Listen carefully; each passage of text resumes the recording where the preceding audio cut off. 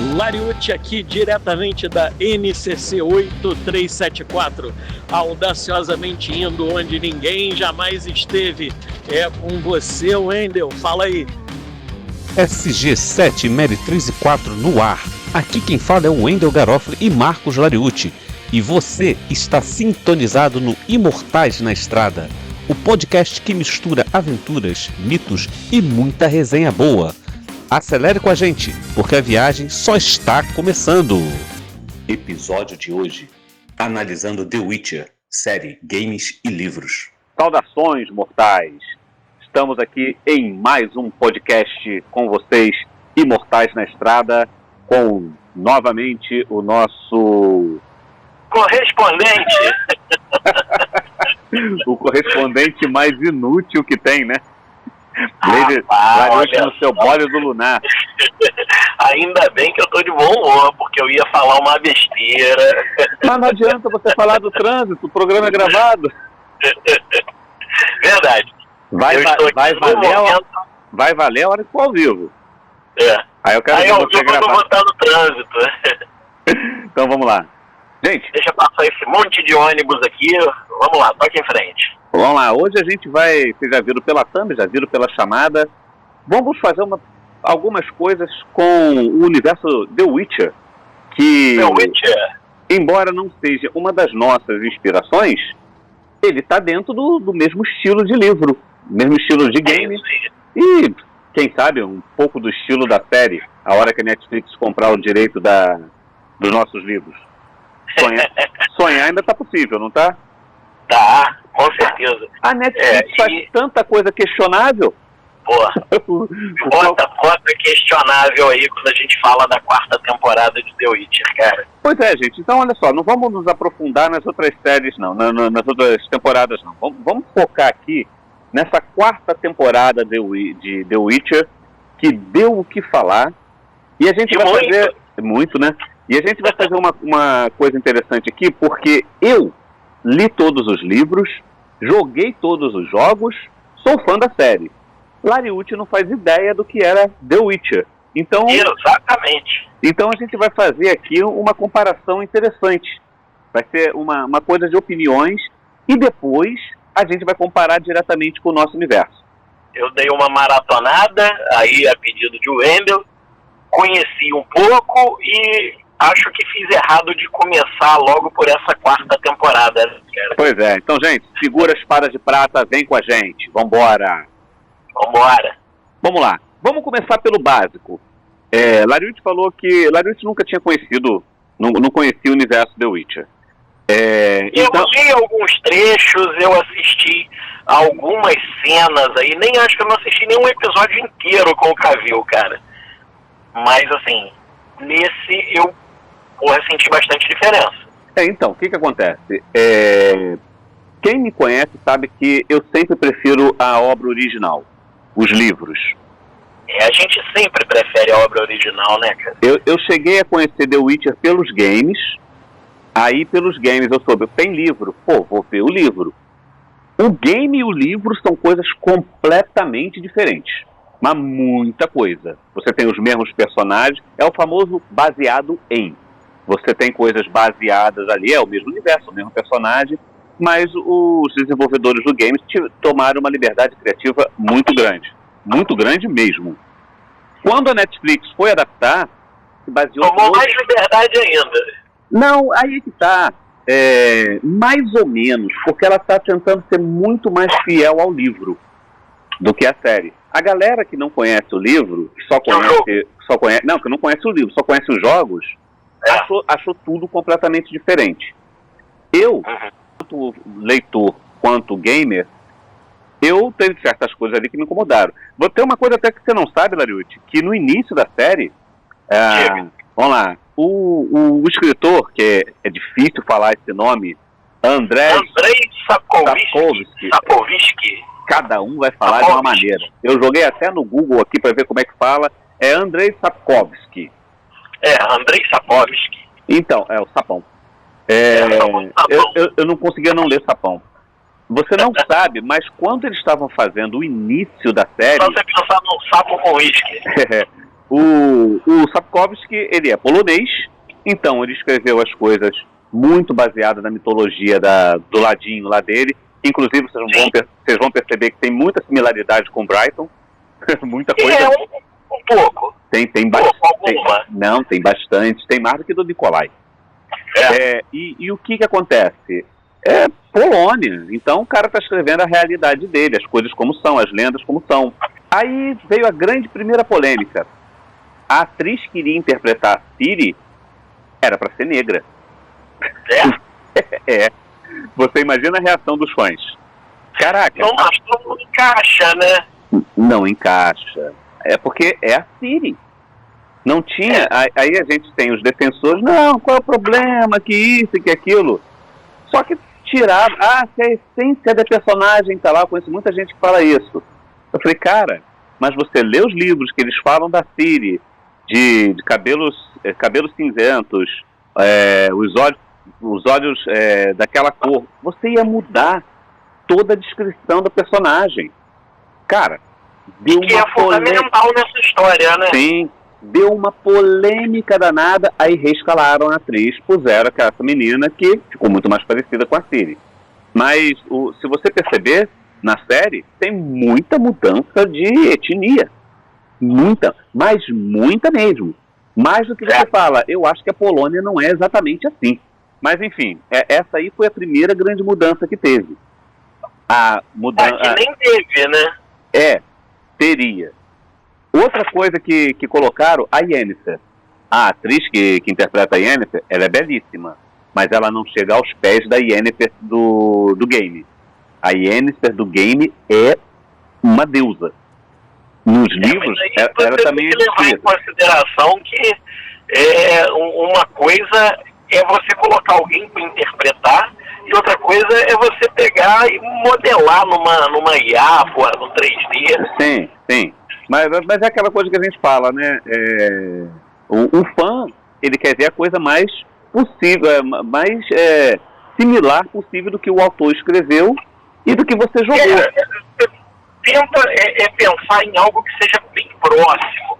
Porque, assim, na imaginação das pessoas, o livro, normalmente, quem lê, imagina de uma maneira, outra pessoa vai ler, vai imaginar de outra, porque cada um vai partir de uma quantidade de informações, de um background próprio. Mas aí o que acontece? É aquela coisa, por isso que a gente sempre gosta muito de colocar imagem para as pessoas, sempre tentar visualizar como são os personagens que a gente faz. E aí a gente vai para um outro por mais que a gente faça isso, ainda assim as pessoas vão imaginar cada uma de um jeito. Sim. E tem uma outra coisa interessante também. Quando escalaram o Cavill para ser o Geralt, eu torci o nariz. Eu falei, cara, tá forte demais. Ele não tem cabelo branco. Não, fizeram lá, colocaram aquela peruca dele, que também não me convenceu. Mas uma coisa que eu falei foi, cara, tá um super bruxo, cara, não tá forte demais. O Geralt não é forte daquele jeito. Tudo bem, todo mundo adora o Cavill, mas o Cavill é forte. Aí o que acontece? O Geralt, nos livros principalmente, o Geralt ele não é tão calado quanto colocaram ele ali. A gente adora o Cavill, eu acho que difícil vai chegar alguém aqui e vai falar assim, não, eu não gosto dele. Mas, convenhamos, ele tem limitações de atuação. Ele não é o melhor ator do mundo.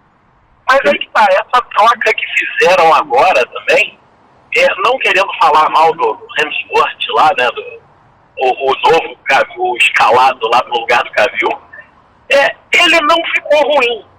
Mas assim, se você pega alguém que nem eu agora, que, vou começar a assistir, nunca tinha assistido nada, mas tem a referência do Cavill ali, e quando você vê o cara, por mais que o cara pareça bom, conseguir formar uma opinião ainda, principalmente porque eu ainda acho que, ficou diferente, cara, do Cavill. Pois é, aí eu vou te contar uma coisa. Ele tá muito mais parecido com o Geralt agora do que o Cavill. Pois é, né? Muito mais. Ele é mais esguio do que o Cavill. Então, ele ficou mais similar ao Geralt. Eu juro pra você que eu não vi muita diferença, não. Vi de boa, aceitei. A Yennefer ainda me incomoda mais. Novamente, a atriz é bonita, mas quando você tem a imagem da Yennefer nos games, você vê. E é aquela coisa que eu te falei, nos quadrinhos não, nos livros, o Geralt, ele fala mais, ele é irônico, é inteligente, ele filosofa no meio da tragédia. Na série ele é caladão. Na série, pô, a maior frase que o Cavill falava na série, quando ele interpretou nas outras temporadas, é Geralt, não sei o quê. Sem meme disso, ele só faz Até o Schwarzenegger em Conan falava mais do que ele. Ele fala, não, realmente, o Cavill falava muito pouco. O Geralt não é calado daquele jeito. Mas aí eu vou te fazer uma pergunta, Lariute, a gente vai lançar algumas polêmicas aqui. Você acha que o Geralt dos livros, ele é mais profundo mesmo, isso baseado no que eu te falei, ou é só questão de estilo? Não, cara, nos livros, o que acontece? É sempre vai sempre muito mais além no livro. No livro, o autor, ele tem um ambiente ali que é totalmente propício para ele demonstrar e expressar o pensamento dele, a imaginação dele. O personagem no livro é, com certeza, sempre muito mais profundo do que o personagem na série ou no jogo, entendeu? Isso aí é uma coisa que o pessoal tem que entender, né? Porque às vezes as pessoas falam, no livro você consegue descrever sentimentos que o cara tá passando, as coisas que ele tá sentindo, você descreve o ponto de vista dele, coisa que numa série não dá pra fazer. Não, na série você tem um monte de limitações. E as limitações financeiras, limitações de tecnologia, limitações de tempo, limitações dos atores, limitações dos roteiristas que estão adaptando. Você imagina o seguinte, quer ver? Eu vou dar um exemplo. Um exemplo assim bem recente. Senhor dos Anéis. Se a gente pega... muito recente. Pois é. A referência do cara. Olha a referência recente, Senhor dos Anéis. Senhor dos Anéis. Cara, se fosse retratar o que o Tolkien colocou nos livros, cada filme que tem em média umas 3 horas de duração, teria uma semana. Então, até na hora de criticar, a gente tem que ver o seguinte, a adaptação, ela ficou boa, ela trouxe emoção, ela te passou a mesma sensação do livro, você entendeu? É lógico que nunca vai mostrar um personagem com todas as suas facetas, todas as suas camadas, vai ao fundo como no livro vai. Mas, se a adaptação foi boa, vai conseguir te transmitir a sensação, vai conseguir te passar a personalidade, né, do personagem, sem precisar gastar horas e horas e horas transcrevendo cada página do livro. E tem uma coisa muito legal que a galera gosta muito de reclamar. Mas o pessoal... reclamar é o esporte favorito da maioria das pessoas. O pessoal não entende o seguinte, normalmente quando uma série de livros, de game, seja do que for, ela é vendida, na maior parte das vezes, ela tem o aval do próprio criador. Na maior parte das vezes. E muitas vezes o criador, ele está envolvido na produção. Agora eu vou dar um exemplo recente, e é recente mesmo, tá? Que é o The Last of Us. Sim. O escritor, o criador do game, estava envolvido. Então, ele falou assim, tinha coisas que eu queria colocar do Joel que no livro, no game eu não consegui colocar. Então ele colocou algumas facetas do Joel a mais na história. As pessoas reclamaram, porque o Joel não é assim. Eu falei, cara, tu tá discutindo com o criador do personagem. É isso. Você tá falando pro criador do personagem que você sabe mais dele do que o cara criou. É como se um cara viesse debater comigo com o Nicolai, porque o Nicolai não faria isso. Oi? Mas aí, vamos lá. O que o cara tá discutindo, foi criado uma lore ali em cima dos jogos, independente do que está na cabeça do escritor ou não. Então o Joel que existe ali para a maioria das pessoas tirando o criador, o escritor, o Joel que existe ali, cara, é o Joel dos jogos. Aí o parâmetro é esse. Pode ter sido a mãe do Joel, o pai do Joel que foi... Ah, não, eu coloquei isso aqui na série porque o Joel, ele era assim. Aí vem aquele famoso... O que eu conheço do Joel, que a lore que eu tenho é o jogo, ele não é assim no jogo. Aí vem aquela questão. Será que o criador do personagem, ele é tão dono do personagem assim, que ele pode se dar o luxo de repente, quando está adaptando de um jogo ou de um livro para uma série televisiva em que ele está envolvido também? Será que ele pode? De repente eu quero acrescentar mais isso aqui, porque lá no original eu não coloquei, entendeu? Fazer um retcon. Não, mas aí no caso não é retcon. O retcon eu entendo. O retcon eu entendo a pessoa chegar e reclamar. Mas é o cara colocar, por exemplo, o que eu tô falando é o lance do Joey fazendo terapia. O cara falou... Deixa eu dar um outro exemplo recente pra caramba. King Kong. Exemplo recente, não, Kojak. Cara, o Kojak... Ninguém sabe quem é Kojak aqui. Sabe sim. O Kojak passava o tempo todo com aquela porra daquele pirulito. Olha a imagem do Kojak com pirulito aí, pro pessoal ver. Então, imagina o roteirista de repente falar assim: não é o Kojak, não usava, não era um pirulito, porra, a gente vai adaptar agora, era uma barra de proteína.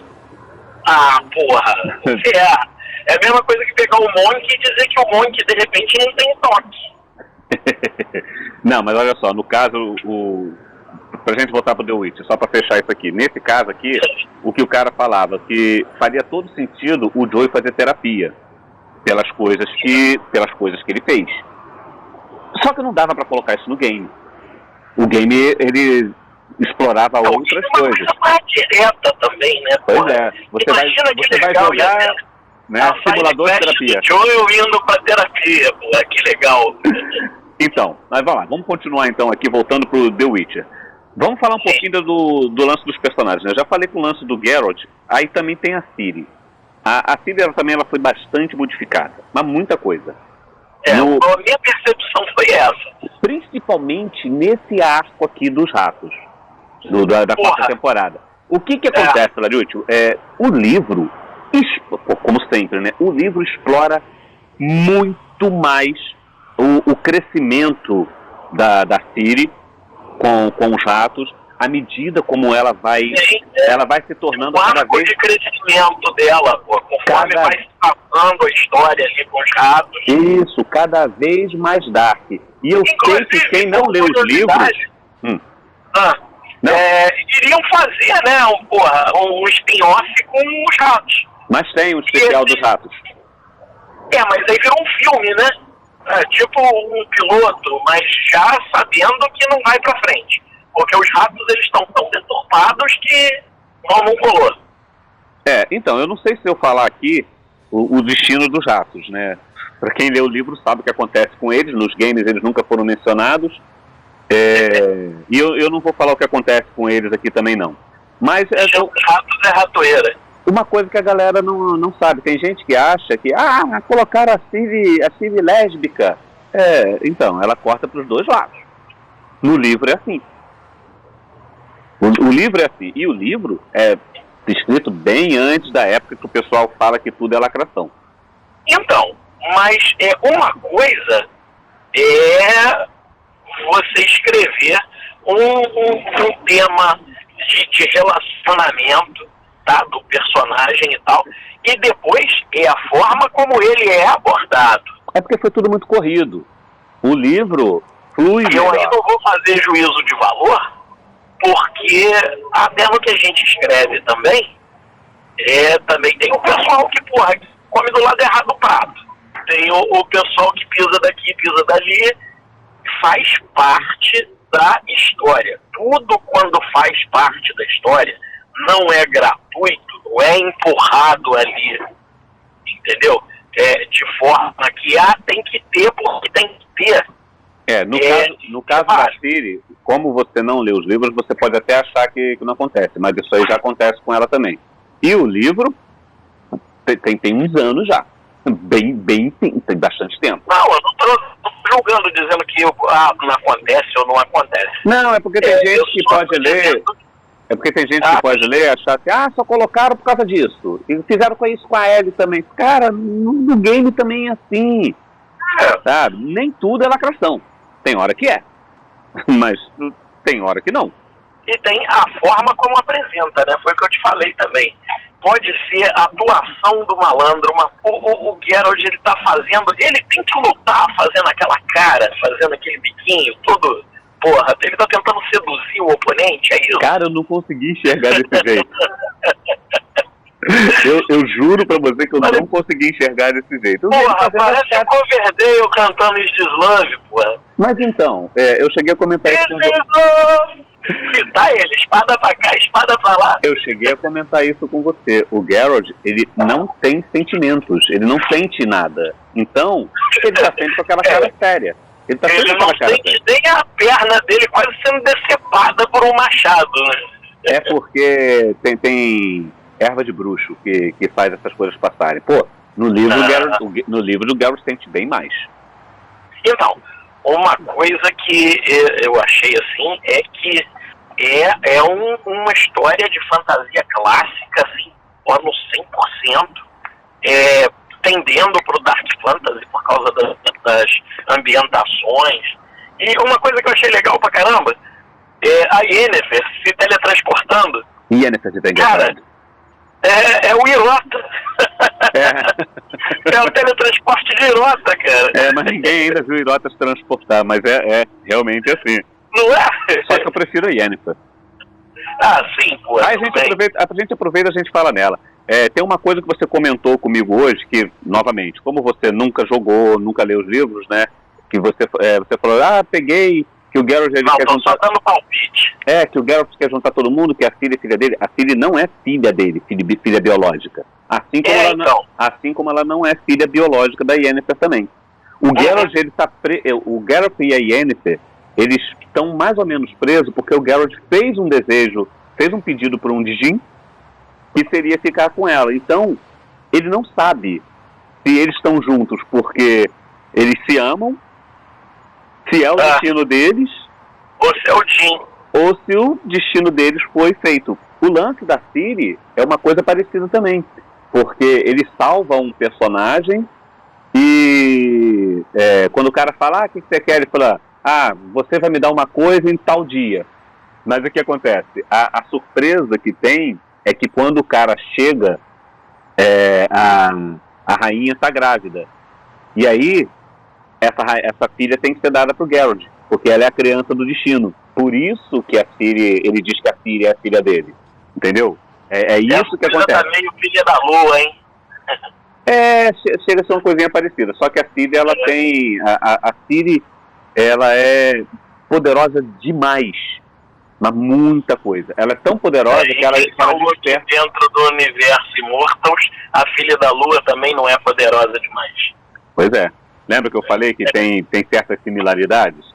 Você tem, por exemplo, nos games é muito explorado a caçada selvagem, que é um grupo de espíritos que está atrás da Ciri. Então, a caçada selvagem aí foi bem adaptada, né? Porque é um folclore do leste norte europeu, tem versões tanto eslavas, quanto germânicas, quanto celtas. E a gente explora também a caçada selvagem nas histórias que tem o Brighton.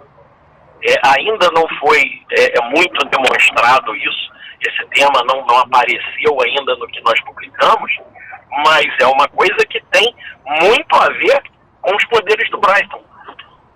Se você pegar, por exemplo, no Sacrifício dos Puros, tem uma cena lá no finalzinho, a gente já pode falar isso porque o Sacrifício dos Puros já foi publicado há algum tempo, então spoilers são bem-vindos. Sim. No capítulo em que o Brighton e o Nicolai, eles já estão em Queribus, e tem um grupo de defensores, até que o Nicolai fala, vou passar o rodo em todo mundo. E aí o Brighton, não faz isso, nós estamos do mesmo lado dos caras, você vai... Aí o Nicolai, se me atrapalhar, eu vou detonar. Aí o Brighton vai, não, peraí, que eu vou na frente, vou falar com eles e tal. Aí me aparece na frente dos cátaros com uma cruz desse tamanho no peito.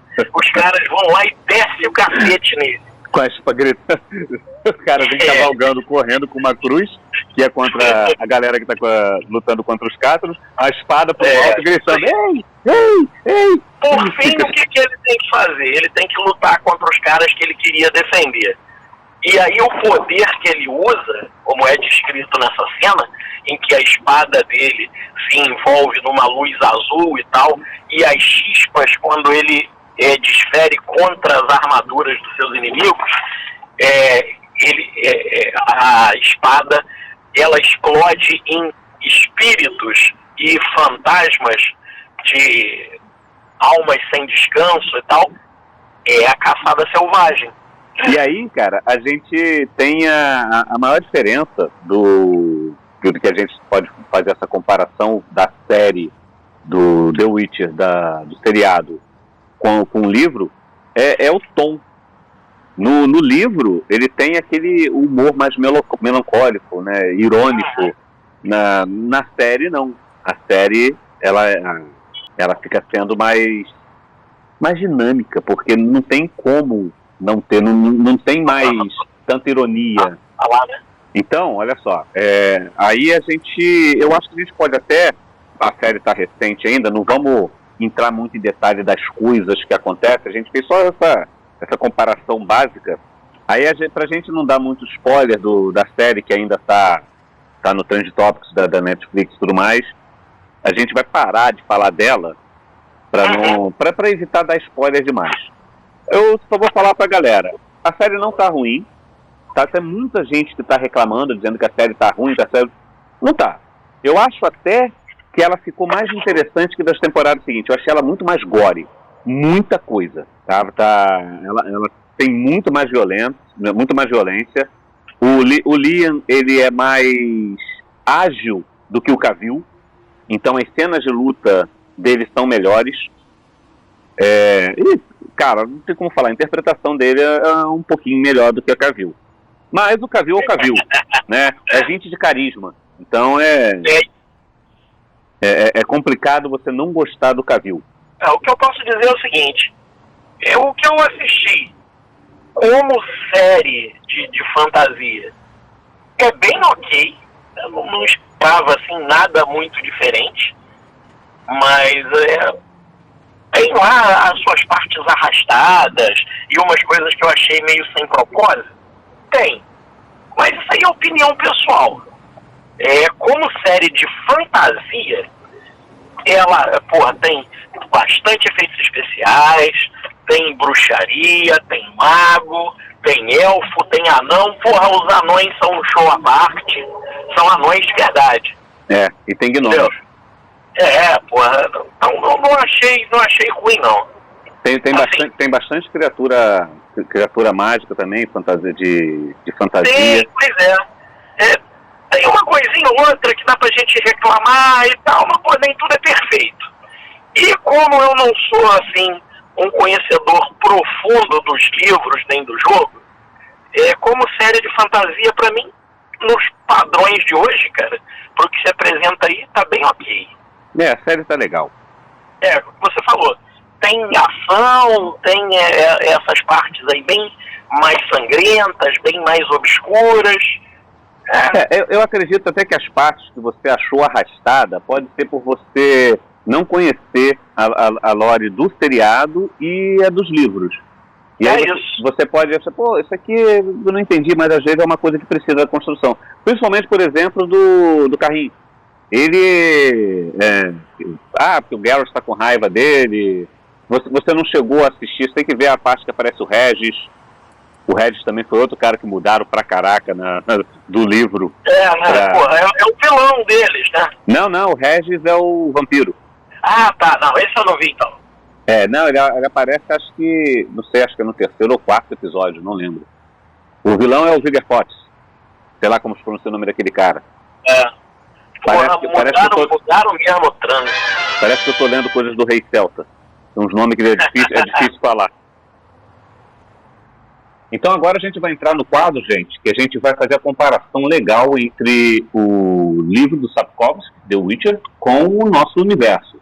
Então vamos lá. 2 mundos, 2 fantasias. Vamos lá, Larite. O que a gente pode começar a falar fazendo para a gente fazer essa comparação entre os dois? Porque, vamos lá, são elementos de fantasia, os dois podem ser considerados Dark Fantasy, mas The Witcher ele chegou bem tardio na nossa mente, então não tem comparação nenhuma, mas é inevitável qualquer eventual comparação. Então, até porque se trata de fantasia. Aí em algum momento vão traçar um paralelo. Mas eu já começo dizendo diretamente que o mundo de The Witcher é um mundo fantástico. É um mundo criado com elementos de fantasia clássicos, é claro, que nós até utilizamos de alguns, mas o universo de The Witcher, ele é totalmente fantástico. O nosso não. O nosso é baseado no nosso mundo real. A gente tem lá todos aqueles elementos de fantasia clássico que a gente vê em histórias de RPG. Tem elfo, tem duende, tem bruxa, feiticeiro, anão, gnomo, monstros, tem de tudo. Tudo que tem uma boa história de RPG tem. E o Sapkowski, ele pega essas coisas, que ele mistura muito do folclore polonês. Então a gente tem um monte de mitos, um monte de lendas, um monte de coisa que acontece lá, que é do folclore polonês. Então, ocasionalmente, podem coisas parecidas estarem sendo citadas nas nossas histórias também. Porque nós não focamos em um único folclore. Nós pegamos a mitologia em geral. Aliás, a gente faz uma mistura, né? Porque os caras estão lá, de repente, puxando uma katana ou um kataná pro pessoal que é mais chato com o negócio, né? Mas o cara puxa uma katana, dá um berro em japonês, manda lá uma magia de Street Fighter e daqui a pouco ele tá falando em sânscrito, tocando lá os gunas, fazendo magia védica. A gente vai pro lado oposto do que ele faz. A gente tem uma mitologia profunda, forças cósmicas, civilizações perdidas, tecnologia ancestral, e tem os 3 gunas como forças primitivas: o Sattva, Rajas e Tamas. Vamos falar bonito para o pessoal ver que a gente também tem um pouquinho de cultura, que a gente estuda para poder fazer o livro. Para poder fazer o negócio, isso aí. Só para explicar rápido para o pessoal aqui, 3 gunas, ou qualidades fundamentais da natureza, na filosofia indiana, principalmente quando a gente fala do Tamas, né, que é uma das forças que o Nikolai domina, e que elas representam diferentes estados da consciência e matéria, aonde a gente vai para o Sattva, que é pureza e conhecimento, Rajas, atividades e desejo, e Tamas, escuridão e destruição. Que são todas as coisas no universo que são compostas por uma combinação desses 3 gunas. Aí a gente pega isso e mais um pouco. E muito mais um pouco. É uma boa misturada de tudo. Você pega, por exemplo, o Donovan, o Caius Lúcius, ou o Dengelder, que são a mesma pessoa, tá? Para quem ainda não acompanhou, ele sai mudando de nome de acordo com o tempo. Ele usa também o Tamas, que ele aprendeu, o Tamas baseado na filosofia hindu, que ele aprendeu com o Nikolai, e o Nikolai foi levado pelo Ravenlord a conhecer o Tamas e tal, porque o Ravenlord também manipulava essa energia. Mas o Donovan, você vai ver também em Lendas 2, o Donovan fazendo alta magia, hermetismo, telema, magia tântrica sexual. Então tem uma misturada boa aí. Ele tem, você vê, né, a gente não se pega numa coisa só. E eu acho que é legal que com isso a pessoa pode dizer, pô, então vocês não criaram nada. Você com isso, você acaba percebendo que você criou uma identidade própria quando você não fica focado numa única coisa.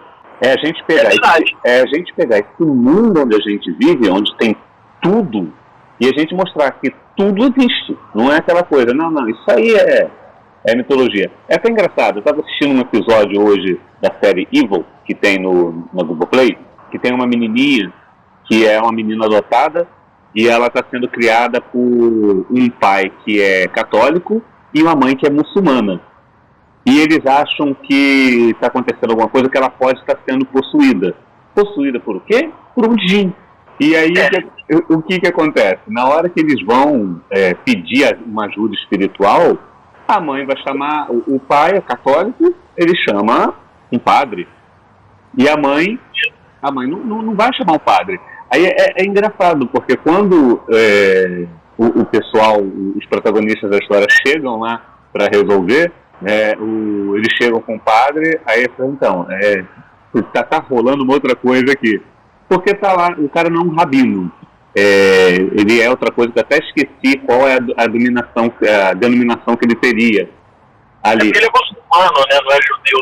Eu tô me lembrando, cara, aquele filme da Caixa. Aí me corrijam nos comentários se eu estiver errado. É até um caso que tem, cara. Esse caso é real. O filme ele é baseado na história dessa caixa. A menina compra uma caixa, numa caixa bonitinha, que ela acha que é uma caixa de música, naquele mercado de pulgas. Aí tem eles até sacaneiam esse filme em Inatividade Paranormal, ou Todo Mundo em Pânico, ou alguma coisa dessa. O nome da caixa é Caixa de Book. E, se não me engano, eles tentam também, tenta psicólogo, tenta exorcista, aí no final quem consegue resolver o negócio é um rabino. É até engraçado que na hora que eles estão falando lá... É um filme com o Negan, ou o irmão dele, né, que é a cara dele também. Não, é engraçado, cara, que quando eles tentam resolver, que o padre começa a falar. Então, na hora que eles falam assim, não, mas olha só, você está possuído por um djinn, o djinn quem tem que resolver sou eu, não é você. Você não vai saber nada disso. Aí o padre fala... Tem jurisdição. O padre fala assim, não, eu não vou poder ter, eu não tenho como ficar aqui para tratar com essa mitologia. Porra, o cara chamou a religião do cara de mitologia. De mitologia, porra. Mas aí, voltando aqui para comparação, vamos comparar um pouquinho os três personagens principais, né? Seria o Geralt, o Nikolai e o Brighton. O que seria o Geralt, que é o protagonista de The Witcher? Não vou entrar em detalhes nos outros, vamos pegar só ele aqui. Ele é um mutante, é um cara que foi criado para ser... Ele não é um mutante por ter nascido mutante como os X-Men. Os X-Men, pois é. É que de repente fala mutante, né? A galera vai pensar logo nos X-Men. Pensa logo nos X-Men. Ele sofreu mutações para poder se tornar um bruxo. Aí uns lances lá de erva que tem que cheirar, beber, tomar, comer, fazer um monte de coisa. Por isso que ele tem os olhos daquela cor.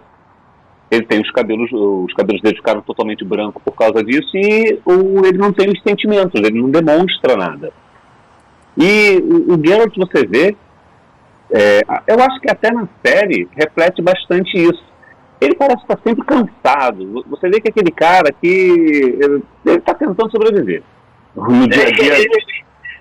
Ele, assim, trocando em miúdos, ele é meio Nikolai, né? Um cara que parece que está cansado, não demonstra sentimentos. Pois é, mas o que acontece? O Geralt, ele está tentando sobreviver. Ele não está cansado. Inclusive, é até uma coisa que as pessoas falam, pô, se você fizesse... Ele é um caçador de monstros. Os caras falam, se você fizer um serviço muito bom, você não vai ter emprego. E isso acontece nos livros. Ele acaba ficando... Ele mata tantos monstros que fica sem serviço. Sim, exatamente. Ele começa a não ter serviço. Porque isso é uma coisa que dá para comparar do mundo deles pro nosso, porque no universo de Immortals, que é o nosso universo, é a vida real, os monstros nunca acabam. Porque os monstros estão dentro de cada um, né? Isso aí.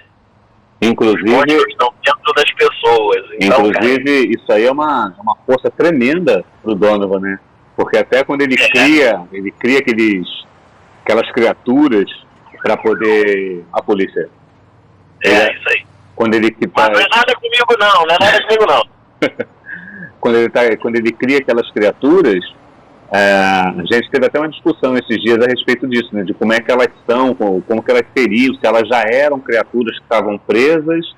Ou se elas são pessoas que são transformadas. Que as pessoas, assim, eles têm um espírito tão ruim, uma alma tão bestial, que o Donovan simplesmente libertou o que eles realmente são, e por isso que eles têm aquelas formas bestiais.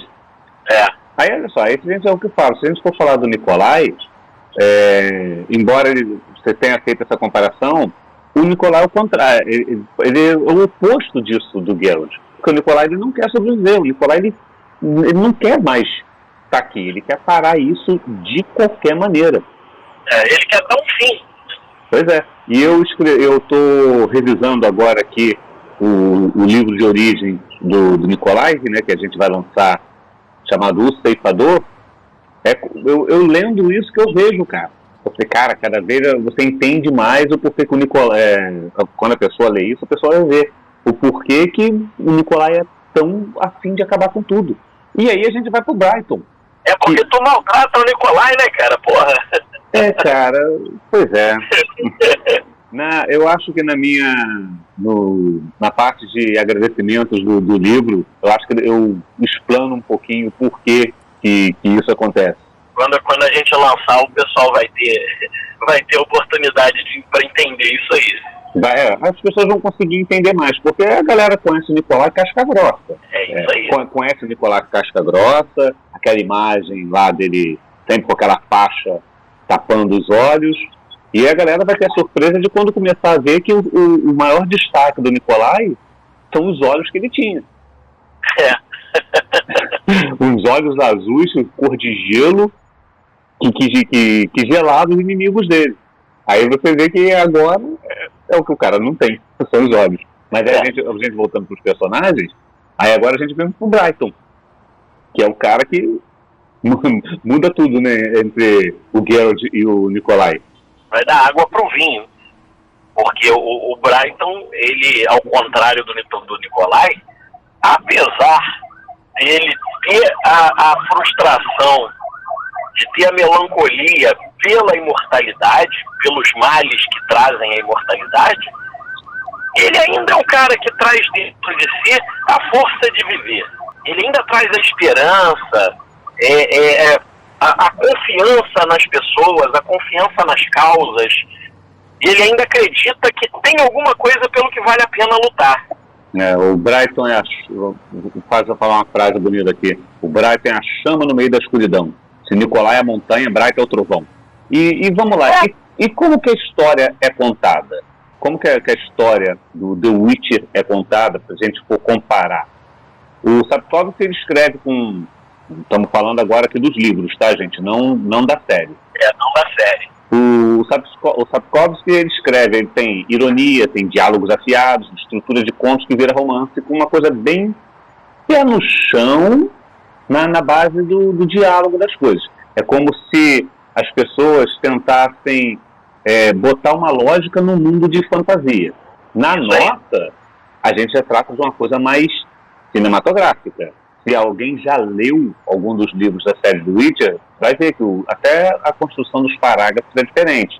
Nossos parágrafos eles são um pouco mais longos, ele tem mais emoção, um ritmo moderno e cheio de passagens que são, na verdade, reflexões filosóficas. Principalmente quando a gente começa a falar sobre eventos, eu não vou dizer religiosos, místicos, melhor do que religiosos.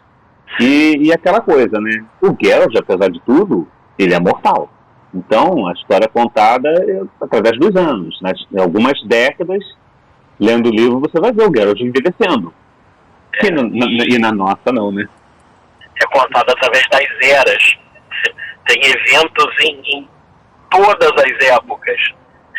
Nas anteriores, a história registrada, durante a história registrada e após a história registrada. A gente tem uns planos bem legais de contar umas coisas até mais passadas no futuro. Que é nosso presente. O futuro deles, né? O futuro deles. E qual é o tema central? Vamos lá. No universo Immortals, você vai encontrar muita reflexão, peso do tempo, aquelas passagens mais filosóficas de questionamento, de para onde vamos, quem somos, de onde viemos, entendeu? É o fardo da eternidade, né? É o fardo da eternidade, a luta contra o tempo, a luta contra a falta de propósito, o encontrar o seu lugar num tempo que, apesar de ser infinito para eles, parece curto demais para se adaptar àqueles momentos.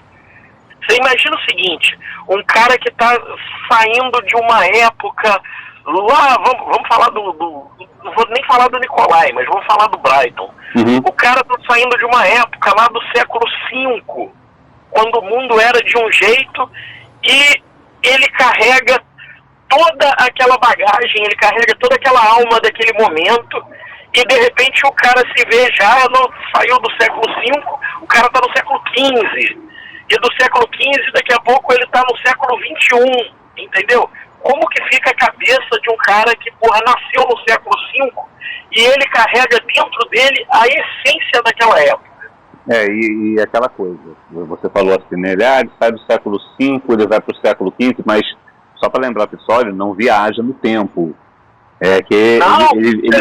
Embora ele esteja acompanhando passo a passo a evolução da humanidade desde o século V, ele testemunha coisas que ele não fazia ideia do que iria acontecer, do que poderia existir.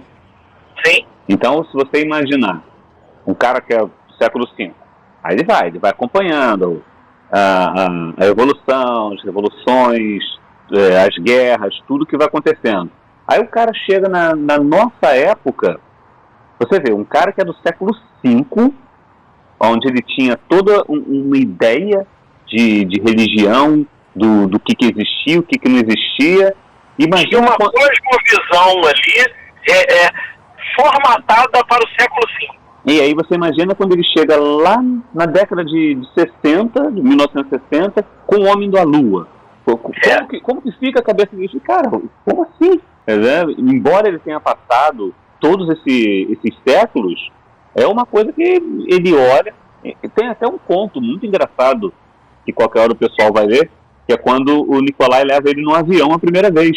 Porque ele pensa assim, ele não viajou no tempo, ele não saiu, ele viu a invenção, a criação do avião, inclusive num dos primeiros, uma das primeiras viagens de avião, não é? Sim. Da história. Inclusive é um conto cômico, porque o Nicolai ele tá mais light ali, e tem outros, tem ele conhecendo o automóvel, tem quando ele conhece um rifle pela primeira vez, dá na mão dele um rifle que ele, caraca. Não, e é engraçado você comparar o seguinte, quando ele conhece um automóvel, ele conhece aquele automóvel, né, com roda de madeira, andando a 15 km por hora. Que dava corda, né? Tinha que dar corda. Aí ele fala assim, o dia que isso andar mais rápido que um cavalo, ele não confia no carro. Ele fala, o dia que isso aí andar mais rápido que um cavalo, eu vou dar crédito para esse negócio. Aí depois você vê ele lá no século XX já, na atualidade, ele com um Jaguar. O Nicolai acerta até a cor do carro quando ele chega. Deixa eu adivinhar, laranja. Ele olha, você é cego mesmo, cara. Pois e isso é legal porque o Nicolai ele não fica surpreso com essas coisas, porque, embora novamente a gente vai lembrar que o Nicolai não enxergue, mas ele já vivenciou essas coisas, que a gente vive falando, o mundo era tecnológico antes da história. Quando a gente fala de tecnologia ancestral, aí a gente vem para aquela coisa, né, dos deuses astronautas, a gente quer mostrar que existiu tecnologia, a civilização, ela já foi evoluída, aconteceu algo que fez a civilização evoluir e começar tudo de novo. Tanto que a gente chega a brincar dizendo que na época que o Nicolai está junto com o Ravelord, é o que a gente chama da era iboriana dos Immortals. Era um mundo mais fantasioso. E a gente está sempre colocando essas coisas de tecnologia. Aí, É o mundo steampunk. E é aquela coisa, o Witcher, ele é medieval. Ele é totalmente medieval. E o nosso mistura arqueologia, mitologia, tecnologia, deuses, astronautas, uma fantasia mais ampla, mais cósmica, que a gente engloba tudo. Porque aí a gente coloca todas as nossas inspirações. A gente tá com um pouco de Lovecraft aqui, tá com um pouco de Tolkien ali. Ela fala, pô, como é que você mistura essas coisas? Cara, cada hora a gente pega uma coisinha, dá sempre pra você fazer uma mistura de tudo. São nossas influências, né, cara? Pois é. Coisas que nós, lemos a vida inteira. E por que não misturar? As coisas que a gente consumiu. Tanto com música, com filmes, com séries, com games.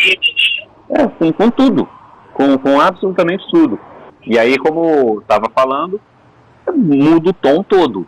A gente tem o mundo medieval de The Witcher, o nosso mundo aqui, que, embora o Sacrifício dos Puros e o Cálice dos Heredes, ele é totalmente medieval, mas mesmo assim a gente dá uns toquinhos que existem coisas a mais ali. Tem umas pistas ali, e a gente não fala ali numa temática só medieval.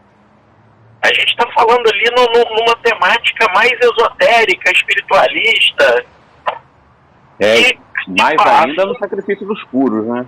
Mais ainda no Sacrifício dos Puros, que se passa dentro desse contexto. Ali no Sacrifício dos Puros nós mergulhamos mesmo ali nos cátaros, no gnosticismo. Então é um livro que ele tem até um tom esotérico. O Sacrifício dos Puros, pra caramba. Apesar de ter uns astronautas ali. Mas os astronautas... acho que eu falei demais. Mas os astronautas que tem ali é flashback. Aí agora quem falou demais fui eu, que acabei de mostrar que foi mais antigo ainda. No fim de tudo, gente, é fantasia. Tanto The Witcher como Immortals, a gente quis trazer essa comparação para vocês, só para a gente poder mostrar que histórias elas são contadas de determinadas formas e de diferentes maneiras. Você pode fazer ela totalmente medieval, você pode fazer ela totalmente futurista, e como a gente gosta de fazer, a gente gosta sempre de fazer uma sopa de letrinha, misturar tudo, pegar um pouquinho de que tem cada coisa de bom. É um bom rodízio. E assim, para os mais puristas que falam assim, mas não podia ter isso, mas não podia ser assim e tal, dá uma chance pra gente, vai lá, lê e depois faz os comentários, diz se é legal ou não. Não é isso? Faz a avaliação na Amazon. Isso, vai com a mente aberta lá. É uma coisa que eu sempre falo, tá com dúvida, pergunta pra gente. Vai com a mente aberta e fala assim, não é um livro de medieval capa e espada, é um livro de fantasia. Então, prepare-se que subverter expectativa é coisas que a gente adora fazer. E se a galera que está aqui leu o Cálice dos Heredes e o Sacrifício dos Puros, sabe o que eu estou querendo dizer com subverter expectativa. Se alguém está com raiva do que acontece no livro, então, é assim. Como é que dizem por aí? Não se apegue ao personagem. Não se apegue ao personagem. Então, gente, não, mais alguma coisa para acrescentar, Ladinho? Não, ia só comentar a respeito de que, se a respeito da gente subverter expectativas, só lamento. Vamos continuar fazendo. A ideia é essa. Espere o inesperado. Espere o inesperado. Como é que tem aquela outra também, né? Espere o melhor, se prepare para o pior. Isso aí. Se tem 3 personagens que você tem absoluta certeza que nunca vão morrer, pelo menos por um bom tempo, é o Nikolai Bright e o Donovan. O restante... Eles podem continuar, como podem não continuar. Então, gente, a gente vai encerrando aqui. Tá? Espero que vocês tenham gostado desse formato de comparação. A gente tem ideia de fazer outros formatos também, de outros episódios, fazendo comparações com outras séries, outros livros. Mas a gente queria saber de vocês, se vocês gostarem, se não gostaram. Faz um comentário aqui pra gente, dá um feedback para saber se a gente... Isso é muito importante. Pô, tremendo. Para ver se a gente continua fazendo isso aqui, ou se vocês têm alguma ideia de uma pauta. Vocês podem sugerir uma pauta sobre o que vocês querem que a gente fale. Quer que a gente fale sobre um personagem, sobre algum evento, quer que faça algum review de alguma coisa aí. Eu e Lariucci, a gente adora filme, adora série. Às vezes eu tenho um pouco mais de tempo do que Lariucci para ver, mas vamos lá. A gente faz um esforço. A gente precisa estar junto aqui da parceria de vocês. Tá ok? Eu vou encerrando por aqui. Ficamos para até semana que vem. Lariucci se despedindo. Um abraço para todo mundo. Você ouviu Imortais na Estrada, um oferecimento de DN 986.7 FM, sempre na sua sintonia. Agora nas ondas médias dessa galáxia, ZYB 853. Boa noite, Brasil. Boa noite, mundo. SG 7 MED 3 e 4, desligando.